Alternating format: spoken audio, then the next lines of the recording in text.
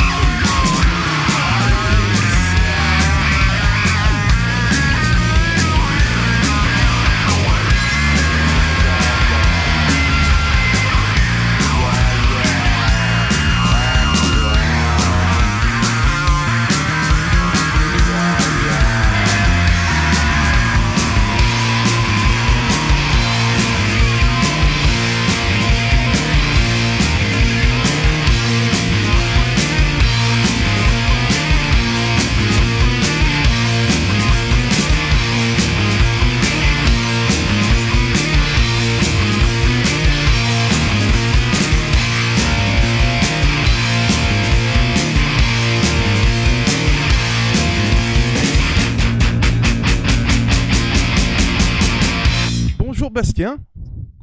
Bonjour Michel, comment ça va ? Ça va très bien, voilà. Je vous présente donc Bastien du restaurant Chez André, nouvel acquéreur. Nouvel acquéreur depuis le 1er juillet 2020, bon. la meilleure période pour ouvrir des restaurants. Ouais. Ça, alors justement, on va en parler. On va parler d'abord un peu du restaurant. Chez André, ça se situe 9 rue Louis-Philippe, c'est ça, au Havre ? C'est ça.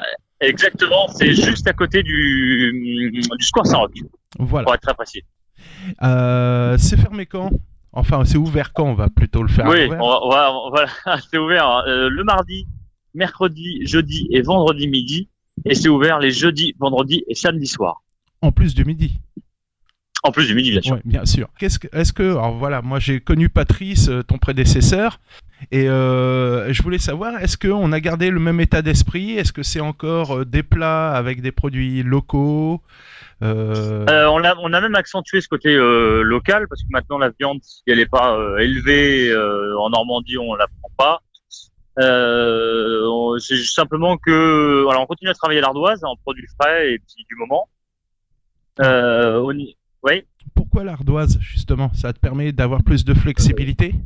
ouais, voilà. Puis si j'ai pas envie de faire quelque chose un jour, enfin voilà, je suis pas retenu par un menu où je peux continuer à m'amuser. C'est surtout ça, je pense, la base de la cuisine. Et puis pour être le plus près possible des produits et du moment et des cours, faut pouvoir bouger du jour au lendemain. Ouais, exactement. Et des spécialités, des petits trucs à toi? Alors, on va dire que contrairement à Patrick, j'ai une cuisine peut-être un peu plus exotique. Donc plus portée soit vers l'Asie ou le Maghreb en fonction des envies. Après, j'ai pas de spécialité vraiment propre à moi. J'aime bien travailler le poisson, mais c'est en fonction de l'humeur. Ouais, c'est de l'humeur, t'es un peu ouvert à tout, tu touches à tout. Ouais, voilà. Je peux aussi bien faire un cassoulet que un poisson confit dans le miso, quelque chose de très asiatique ou des ceviches ou partir dans tout ce qui me donne envie de faire. Voilà, c'est peut-être en fonction du produit, selon ce que tu découvres, tu dis C'est ça, je vais prendre ça et je vais faire ça. c'est ça, et surtout que je demande maintenant à mes producteurs de m'imposer ce qu'ils ont de plus frais et de meilleur au moment. C'est-à-dire que le maraîcher avec qui je travaille est primeur, c'est Bargentin, Ouais. qui est Monsieur maintenant en fin de Sébastien. semaine. Voilà, Monsieur Sébastien, qui en fin de semaine, quand je l'appelle, me dit bah là, faut prendre ça, ça, ça, et c'est ça qui va déterminer ce que je vais travailler. Et là, je travaille avec un nouveau pêcheur qui vient de démarrer, un pêcheur de ligne au Havre. Et en fait, c'est ce que lui arrive à pêcher qui va déterminer le poisson que je vais faire et non pas les envies voilà, je veux plus travailler avec de l'élevage, je veux travailler avec du poisson sauvage de ligne au plus près. Donc voilà, c'est un peu ça l'idée, quoi. Oh, bah, c'est génial. Bah, en plus, les Saint-Jacques arrivent bientôt, là, dans 2 semaines à peu près. Bah, les Saint-Jacques arrivent bientôt. Enfin voilà, c'est vraiment c'est mes pêches. Enfin parce que j'en ai qu'un en plus. Bah, après les Saint-Jacques c'est autre chose, mais c'est eux qui vont me dire bah là si j'ai que du maquereau, bah ce sera du maquereau au restaurant et ce sera pas du saumon ou du thon. Oui, voilà. On arrête un petit peu l'élevage intensif. Voilà. C'est un peu ça l'idée. Donc c'est ce qui va faire aussi ma carte. Donc c'est pour ça que je veux pas m'imposer de règles ou de menus parce que c'est pas moi qui l'impose, c'est les gens qui travaillent. Et pour les boissons, ça se passe comment? Parce que Patrice, c'était un fou Bah furieux. oui, Patrice c'est un fou furieux. Bah ça on garde. Hein. Je suis encore en formation Patrice Poussier. Donc c'est lui qui me forme sur les vins. J'ai repris un peu les fournisseurs qu'il avait. On essaie d'accélérer un peu l'aspect nature et bio des vins. Mais voilà, c'est un peu le même principe, c'est-à-dire qu'il y a des bouteilles de vin partout, qu'il y a une carte assez longue avec des choix très variés. Ça, on n'a pas changé l'état d'esprit du vin. Ouais. Sachant que Patrice est encore là avec moi, il travaille avec moi jusqu'en décembre. Ah bah, c'est bien, En ça fait une salle, belle du coup. transition, ouais. Voilà, ça fait une belle transition. Il avait quand même créé sa clientèle, il avait fait quelque chose, donc pas non plus des naturels lieux. Donc on travaille ensemble jusqu'en décembre, donc du coup il m'accompagne vachement sur tout l'aspect vin, alcool et ses spécialités. Bah, c'est chouette. Et je me posais aussi la question au niveau du protocole par rapport au Covid, pas de soucis avec la clientèle, ça se passe bien? Ça se passe bien. Après, c'est sûr que des fois on pourrait faire plus de clients et on est obligé de refuser des clients pour protocole, surtout quand on a beaucoup de tables de deux. Mais bon, c'est mieux que rien déjà. Après, voilà, là, avec les terrasses, c'était pas mal cet été. Le fait de pouvoir avoir des terrasses sur la route privatisées, ça c'était bien. Maintenant, de toute façon, le protocole, il est amené à changer toutes les 2 semaines, donc on s'adaptera. Voilà, exactement. Il y a des animations de prévues, de la musique, du spectacle? Alors, du spectacle, c'est un peu compliqué. De la musique, j'aurais bien aimé, notamment travailler sur l'inauguration, travailler avec tous les amis qui étaient dans la musique. Le problème que j'ai pour l'instant, c'est que le protocole sanitaire est assez contraignant. Donc mettre de la musique pour que tout le monde soit assis à sa table avec son masque, ça m'intéresse pas. C'est pas l'esprit du lieu qui est quand même assez convivial. Donc tout ce qui est animation, j'attends vraiment d'avoir les mains libres pour pouvoir vraiment faire ce que j'ai envie de faire. Ah bah, je comprends bien. Je suis un peu dans la même situation. Voilà, c'était Bastien de chez André, 9 rue Louis-Philippe. Merci Bastien pour cette interview. Merci à toi Michel, merci beaucoup. Et puis écoute, à très bientôt. À bientôt, merci. Chez toi, d'ailleurs, faut que je vienne découvrir chez toi. Depuis le temps qu'on m'en parle, faut que je vienne manger chez toi quand même. C'est gentil, merci. Merci à Bastien pour son témoignage. On revient après Boa Sorte de Vanessa Demata sur Westrack Radio pour parler de Chou à la Chantilly.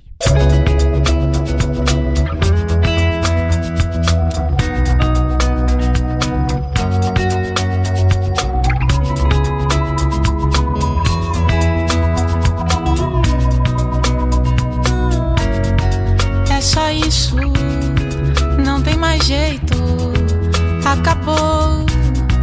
Boa sorte, não tenho o que dizer, são só palavras e o que eu sinto não mudará.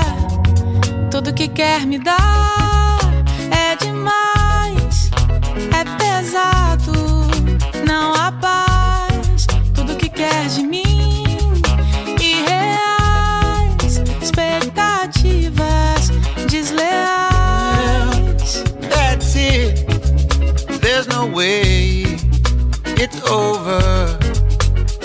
Good luck, I have nothing left to say. It's only words, and what I feel won't change. Tudo que quer me dar Everything you want é to give me, demais, é it's too pesado, much, it's não há heavy. paz. Tudo que There's quer no de mim, peace. All you want from me irreais, isn't real expectativas expectations. desleais.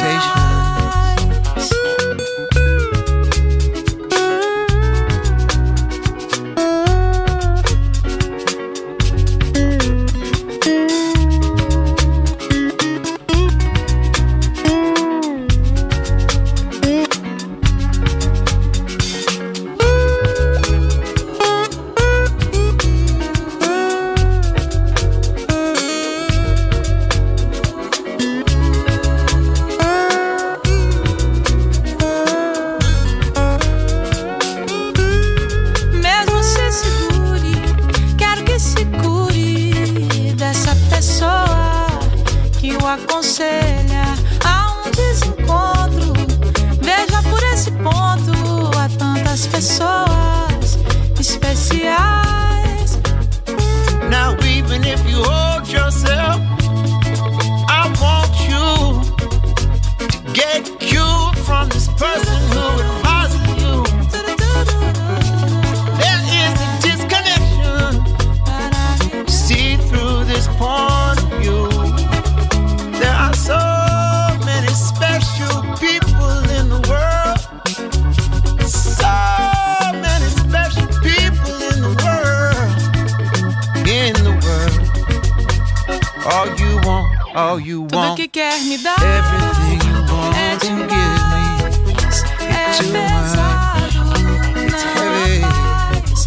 Tudo que There's quer de no mim, peace. All you want from me irreais, isn't real expectations. expectativas Now we're falling, falling, falling falling to the night. into the night. Falling, Falling, falling falling. to the night. Bom encontro é de dois. Now we're falling, Falling, falling falling to the night. into the night. Falling, Falling, falling to the falling. night. C'est la rentrée et nos petits sont à l'école. Faisons-leur plaisir avec une douceur pour le goûter. Et si vous n'avez pas d'enfants, faites-vous plaisir, hein, l'égoïsme a du bon. Alors, c'est une recette pour 8 personnes. Il vous faudra 25 centilitres d'eau, 5 g de sel, 10 g de sucre, 80 g de beurre, 125 g de farine, 220 g d'œufs. Oui, je pèse mes œufs, c'est plus facile, il y en a des petits, des gros, des moyens. Donc pesez vos œufs, 220 g d'œufs, ça fait 4 ou 5 œufs. Un œuf pour la dorure, 60 g de crème liquide entière, 35%, 40% si vous trouvez, 40 g de sucre glace et 20 g de sucre glace pour la déco. Alors, dans une casserole, on va réunir d'abord l'eau, le sel, le sucre et le beurre découpé en petits morceaux, en petites parcelles. On va porter ça ébullition pour obtenir simultanément l'ébullition de l'eau et la fusion du beurre. Alors, petite astuce, vous commencez à feu doux. Quand le beurre commence à fondre, vous mettez à fond la gamelle. Et comme ça, votre beurre sera fondu au même moment où que l'eau va se mettre à bouillir. Ajoutez hors du feu la farine tamisée en une seule fois. Mélangez vigoureusement avec une spatule. Ça va vous faire une pâte, ce qu'on appelle une détrempe. Mettez cette détrempe sur le feu. Vous la laissez dans votre casserole et vous mélangez, vous la tapez sur le côté de façon à la dessécher quelques secondes jusqu'à ce qu'elle ne colle plus du tout à la casserole ni à la spatule. Ensuite, cette détrempe, vous la débarrassez dans une calotte, dans un saladier si vous voulez. Et vous y incorporez les œufs un à un. C'est-à-dire vous cassez un œuf, vous mélangez à ce que la pâte soit homogène et vous rajoutez un œuf et ainsi de suite jusqu'à temps que vous n'ayez plus d'œufs. Pour vérifier la consistance de la pâte, il faut vérifier la consistance de la pâte et corner les bords du récipient.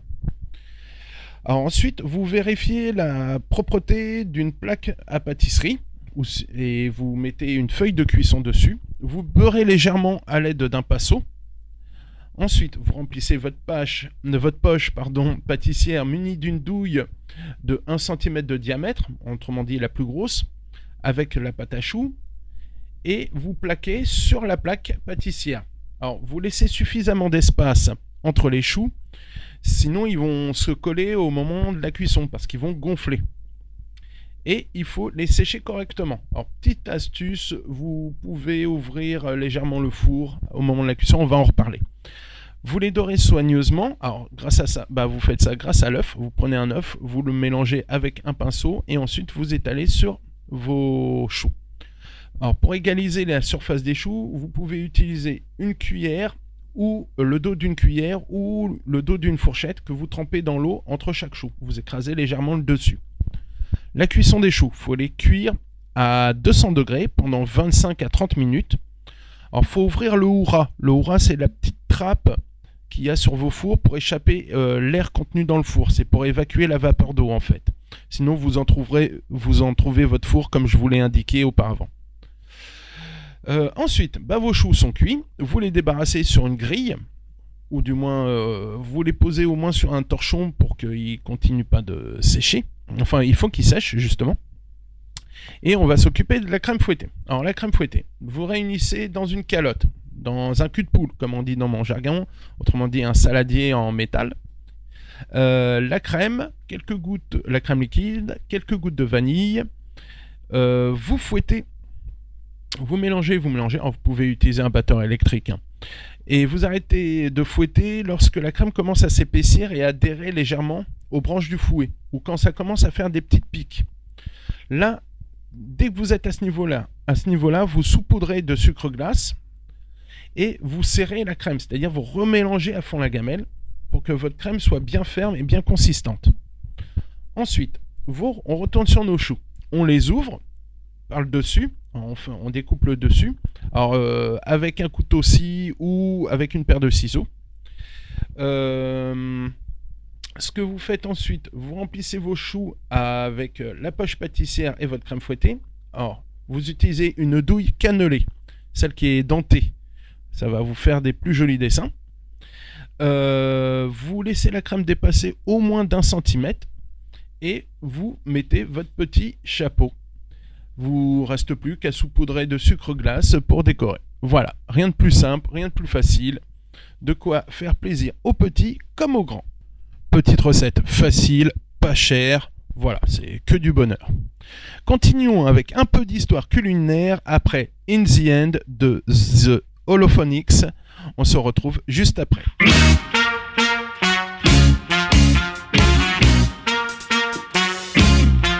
One thing, I don't know why. It doesn't even matter how hard you try. Keep that in mind. I designed this rhyme to explain in due time. All I know, time is a valuable thing. Watch it fly by as the pendulum swings. Watch it count down to the end of the day. The clock takes life away. It's so unreal. Didn't look out below. Watch time go right out the window. Trying to hold on, but you didn't even know. Wasted it all just to watch you go.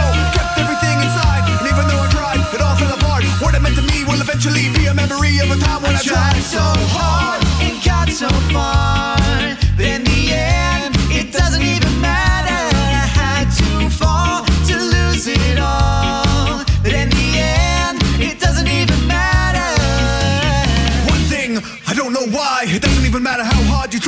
Keep that in mind, I designed this rhyme to remind myself how I tried so hard. In spite of the way you were mocking me, acting like I was part of your property. Remembering all the times you fought with me, I'm surprised that it got so. Things aren't the way they were before. You wouldn't even recognize me anymore. Not that you know me back when, but it all comes back to me in the end. Kept everything inside, and even though I tried, it all fell apart. What it meant to me will eventually be a memory of a time when I tried so hard. It got so far, but in the end, it doesn't even matter. I had to fall to lose it all, but in the end, it doesn't even matter. I put my trust in you. I pushed as far as I can go, and for all this, there's only one thing you should know. I put my trust in you. I pushed as far as I can go, and for all this, there's only one thing you should know.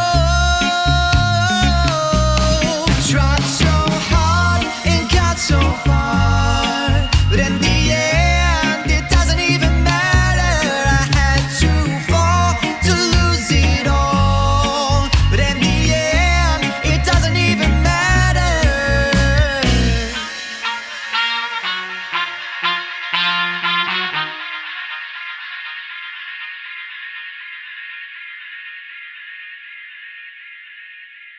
Elle sert à faire les croissants, les chaussons aux pommes, les millefeuilles, la galette des rois, les bouchées à la reine. Vous l'avez deviné, je vais vous parler de la pâte feuilletée. Non pas de la recette, mais de ses origines. Elle est attribuée à Claude Gelée, artiste peintre et dessinateur. Connu, il est né en Lorraine, d'où son surnom, le Lorrain.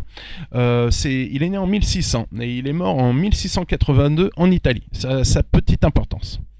Alors, ne travaillant pas suffisamment à l'école dans son jeune âge, ses parents le placèrent comme apprenti chez un pâtissier.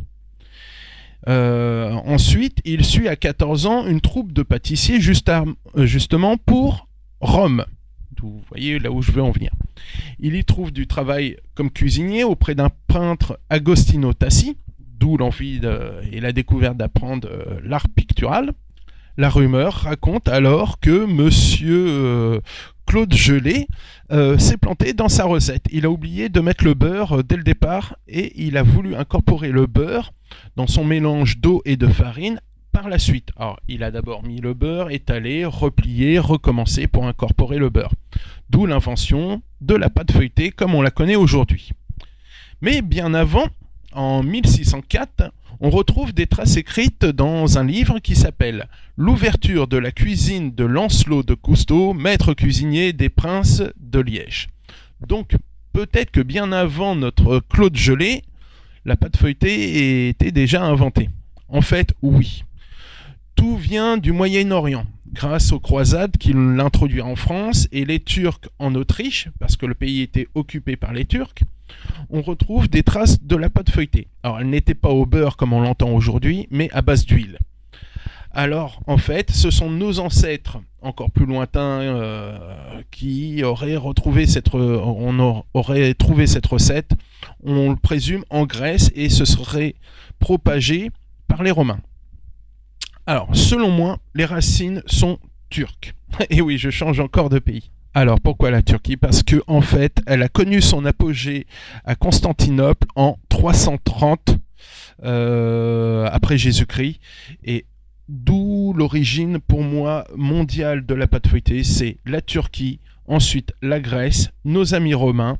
Ensuite, on revient vite fait par les croisades.